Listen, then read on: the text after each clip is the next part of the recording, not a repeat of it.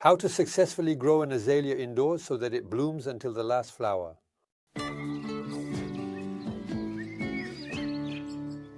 To enjoy an azalea indoors for a long time, it is important to choose it well at the time of purchase. The azalea must have well-formed buds. The buds are barely colored. This is a quality azalea. The buds are firm. Now that we have our azalea indoors, the first thing to do before setting it up is to shake it. Since azaleas always have small leaves, simply to avoid dirtying your cabinet or table. Once you have your azalea, what is important is the watering. Azaleas do not like to dry out, but they also do not like excess water, too much water, and they die. Not enough water, and they die within 24 hours. So we will monitor our watering. You just need to observe the base of your azalea, the color of the wood of the azalea.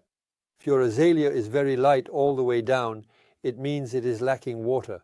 If it is blooming and the flowers are wilted, it means it is lacking water. It is practically too late. If your azalea is very dry and the wood is light, soak it completely in a basin, immersing it for a few minutes until it bubbles. Ideally, do this in your sink. Let it sit for 2 to 3 minutes, 5 minutes at most. Once our azalea is well watered, we let it dry on the edge of the sink. Ideally, place it in a saucer. So this one we will set it aside. Here is another azalea, a nice saucer. I place it on top. Watering by sub-irrigation. Instead of watering from above, I water from below. Above all, do not leave water in the saucer for more than an hour.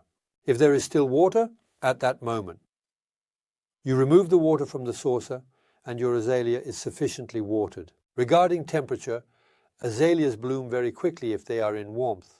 In cooler conditions, they will take much longer to bloom. In warmth or coolness, in any case, they will bloom.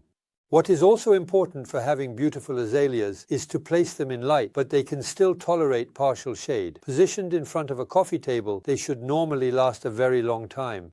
Another very important thing, when the azaleas bloom, there are the first flowers that have opened.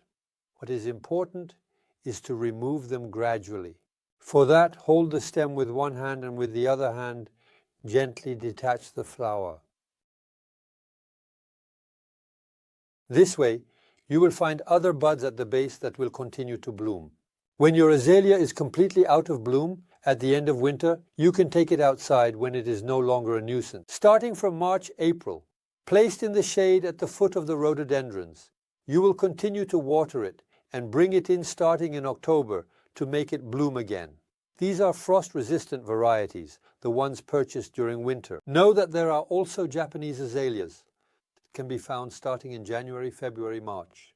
Here, this one is not blooming. The trick is to care for it exactly the same way as indoor azaleas, so in your apartment, and as soon as it is deflowered, you will take this same Japanese azalea outside and leave it among the rhododendrons. The difference between these azaleas is that this one can spend the winter outside and will bloom next year outdoors, despite the cold.